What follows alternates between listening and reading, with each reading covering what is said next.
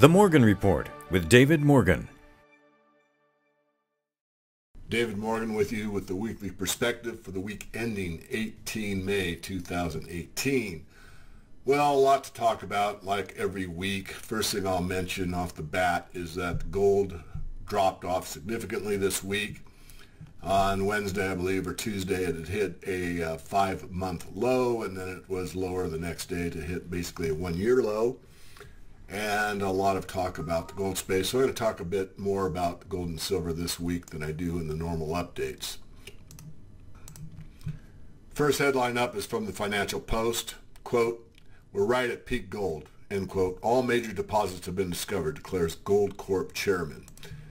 Ian Tefler, chairman of Gold Corp, is the latest industry magnate to predict the world has reached, quote-unquote, peak gold, saying that from here on out, mine production will continue to decline because all major deposits have been discovered. I'll add on to that, there's perhaps one or two, or maybe three, who knows, or maybe a few out there that are major discoveries. But over the big picture, I totally agree with Ian that we have basically got all the easy to find gold, and all the big deposits pretty much have been discovered. Again, there may be another one or two out there. But I am at the gold shows constantly worldwide, and a lot of these companies are very happy to report that they have like 1.5, 2 grams of gold per ton, which is, if you do the math, that's not many US dollars per ton. So any increase in labor costs, infrastructure, water, diesel, fuel, or anything like that can cut their margins significantly. And the only way to mine 1 gram gold and make a profit is have a huge operation, which means a huge amount of capital to put the whole system into production. So I think we are at peak gold. As far as silver is concerned, I'm more reserved about that. I don't think we've hit peak silver yet. Yes, I do know that we have had steady silver production out of the ground, or slightly less the last couple of years, but 2 years don't make a market. Anyone that's followed me seriously for very long at all knows that I've been talking about the ongoing currency crisis, and this is actually taking place. If you read Jim Rickards' books, you'll get a better appreciation for what a currency crisis is and why it really is ongoing, even though you don't hear these terms in the mainstream news or financial press ever, or hardly at all. But this is from a news source that is well known, Radio Farda. And the title is, as a currency crisis worsens, Iranians begin to invest in gold. This will become a worldwide phenomenon, and it is taking place in different areas, but this is one obviously about Iran. Iranians are reportedly investing in gold after the Central Bank of Iran last week issued strict limits on the amount of foreign currency travelers can take out of the country amid deepening currency crisis. With exchange offices forbidden to sell foreign currency and new rules limiting the amount of foreign currency travelers can take out of the country to 5,000 euros if leaving by air and 2,000 euros if exiting by land or sea, gold has become the new currency of choice for people hoping to move their money out of the country. And the next one up is from CNBC and their markets branch. Pope says financial derivatives are a, quote, ticking time bomb, end quote. Sounds like he took a page from Warren Buffett, but many, many years late. Some of the bullet points are: 1, the Vatican called for more regulation of markets and financial systems. No, we don't need more regulation. What we need is people to obey the laws that exist and have an honest system, which is part of my mandate, or part of my mission statement. Back to the article. Secondly, 2 Holy See departments drafted a document saying economic crisis showed markets were not able to govern themselves and need a strong injection of morality and ethics.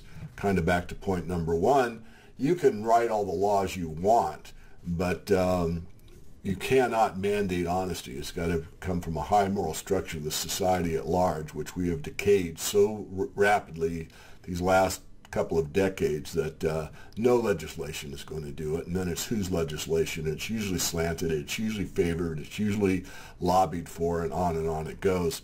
Last point that I'll talk about in the article, The Vatican's pronouncement is considered official teachings of the Catholic Church and could affect the attitude of the Church's 1.2 billion members. Well, look, if you're supposed to have high morals and be honest in all your affairs and everything that you do inside and outside the Church, then they wouldn't have to mandate anything, now would they? Something to think about. Next article up is from Zero Hedge. A central banking insider just revealed the blueprint for when the next crisis hits.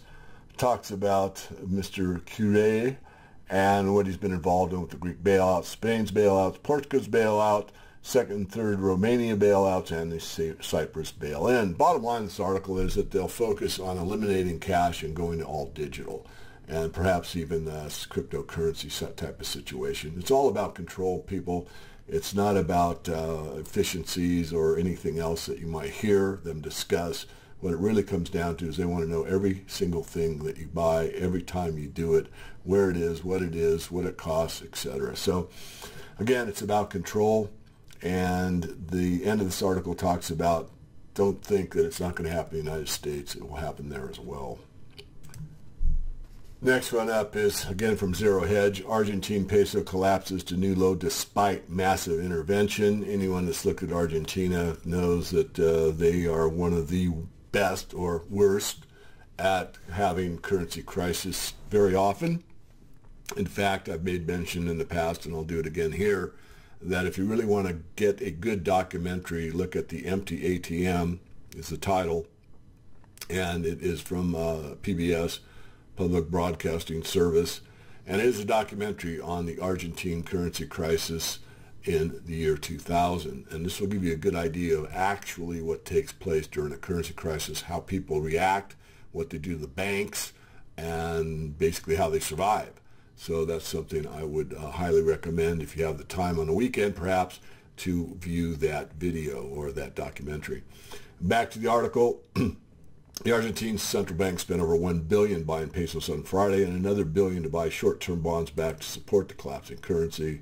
Didn't do much good, as you can see from these graphs.